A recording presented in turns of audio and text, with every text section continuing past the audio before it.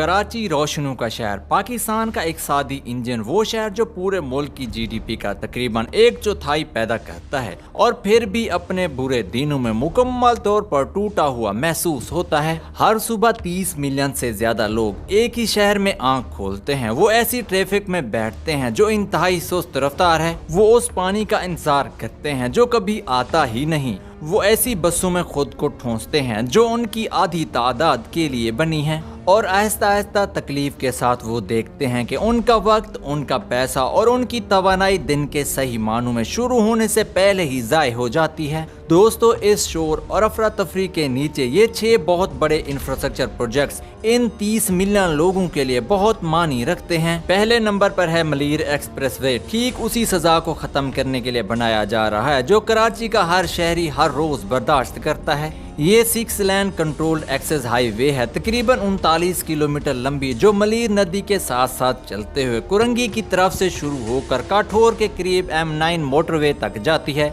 और कराची के मशरकी सनती इलाकों को बाकी शहर से जोड़ती है। लागत के तखमीने 47 से 50 अरब रुपए के दरमियान है। पब्लिक प्राइवेट पार्टनरशिप मॉडल के तहत बनने वाला ये प्रोजेक्ट अब तक 88% मुकम्मल हो चुका है। सिंध हुकूमत का टारगेट है कि मई 2026 तक ये मुकम्मल तौर पर अवाम के लिए खोल दी जाएगी। तसव्वुर करें कि कयूमाबाद से काठोर का सफर 90 मिनट से घटकर सिर्फ 25 से 30 मिनट रह जाएगा। ये पोर्ट कासिम और बिन कासिम सनती जोन तक एक तेज काबिल एतमाद राहदारी भी बनाता है, जिससे लॉजिस्टिक्स के अखराजात कम होते हैं और पाकिस्तानी बरामदात ज्यादा मुसाबकती बनती हैं। ये न सिर्फ ट्रैफिक बल्कि कराची की मईशत का इंजन भी तेज कर देगा। नाजरीन, दूसरे नंबर पर बस रैपिड ट्रांजिट यानी BRT बैनुल-अक़वामी सतह पर आजमूदा जवाब है और कराची को आखिरकार ये 2 बड़ी राहदारियों की शक्ल में मिल रहा है। ग्रीन लाइन पहले ही काम कर रही है, तकरीबन 26 किलोमीटर लंबी, जनूब में नुमाइश से शुमाल में सरजानी टाउन तक, और ये रोजाना 1.5 लाख से ज्यादा मुसाफिर ले जा रही है। इससे पहली बार कराची में पब्लिक ट्रांसपोर्ट मुनज़्ज़म महसूस हो रही है। किराया मुनासिब है, बसें एयर कंडीशनड है और खवातीन के लिए अलग सेक्शंस मौजूद हैं। जबकि ग्रीन लाइन फेज 2 का काम तेज हो रहा है, अक्टूबर 2026 तक मुकम्मल होने का ऐलान हो चुका है। इसके साथ रेड लाइन इससे भी ज्यादा पुरअज़म मंसूबा है, तकरीबन 26 से 27 किलोमीटर मुख्तलिफ इलाकों से गुजरते हुए उन इलाकों को जोड़ेगा जहां लाखों मेहनत कश तबके के बाशिंदे फिलहाल भरी हुई गैर भरोसामंद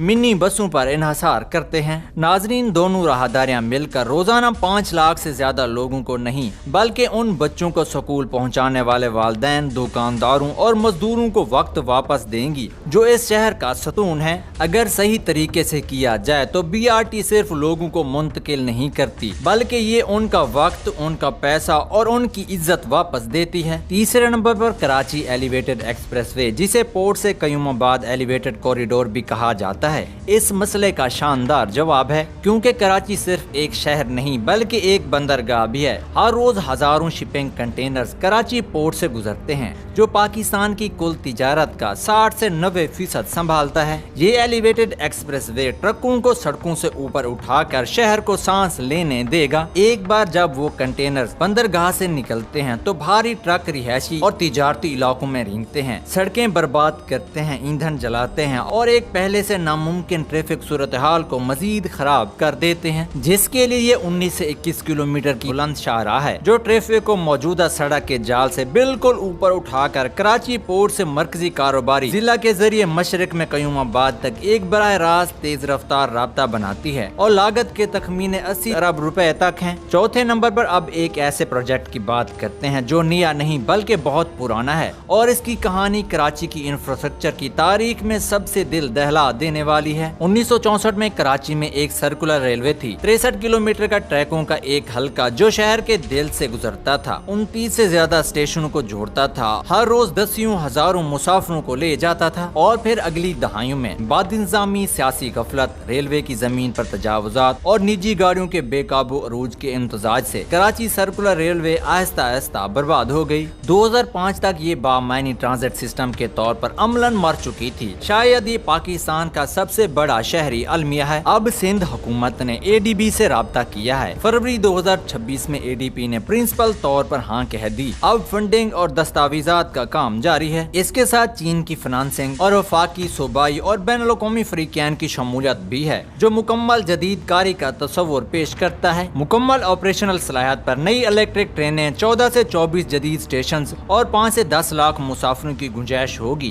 یہ کراچی کا سب سے پرانا المیہ اب سب سے بڑا معجزہ بن سکتا ہے۔ 5ویں نمبر پر ہے آئی ٹی پارک کراچی۔ ناظرین، پاکستان ہر سال 25,000 سے زیادہ آئی ٹی گریجویٹ پیدا کرتا ہے اور آئی ٹی سروس کی برآمدات تقریباً 2.5 سے 3 ارب امریکی ڈالر تک پہنچ چکی ہے۔ کراچی میں ہزاروں نوجوان اپارٹمنٹس میں ڈالرز، یورو اور پاؤنڈز کما رہے ہیں، اور پھر بھی کراچی سب سے بڑے شہر اور اقتصادی دارالحکومت کے طور پر کوئی مخصوص عالمی سطح کا ٹیکنالوجی کیمپس نہیں رکھتا۔ لیکن آئی ٹی وزارت نے 2026-27 کے بجٹ میں 11.5 ارب روپے مانگے ہیں تاکہ یہ پروجیکٹ تیز ہو سکے۔ کراچی آئی ٹی پارک ٹھیک اس خلا کو پور کرنے کے لیے ڈیزائن کیا گیا ہے۔ یہ ٹیکنالوجی سیکٹر کے لیے ایک خصوصی ماحولیاتی نظام ہے۔ Multi national tech offices, start up incubators, تحقیق و ترقی مراکز، تربیتی اکیڈمیاں، data centre infrastructure, special technology zones authority کے ذریعے یہ پروجیکٹ 10 سالہ ٹیکس چھوٹ، آئی ٹی سامان پر درآمدی ڈیوٹی میں چھوٹ اور آسان کاروباری رجسٹریشن جیسی امارات پیش کرتا ہے۔ اس کی لاگت تقریباً 31 سے 32 ارب روپے ہے اور اندازہ یہ ہے کہ یہ 50,000 سے 1 لاکھ تک ٹیکنالوجی اور معاون ملازمتیں براہ راست پیدا کر سکتا ہے۔ 6 نمبر پر کراچی کو اپنی آبادی کی بنیادی ضروریات پوری کرنے کے لیے روزانہ 1100 سے 1200 ملین گیلن پانی کی ضرورت ہے۔ اسے فی الحال کہیں 450 سے 500 ملین گیلن فی دن پانی مل رہا ہے۔ شہر اپنی ضروریات سے آدھے سے بھی کم پانی پر چلتا ہے۔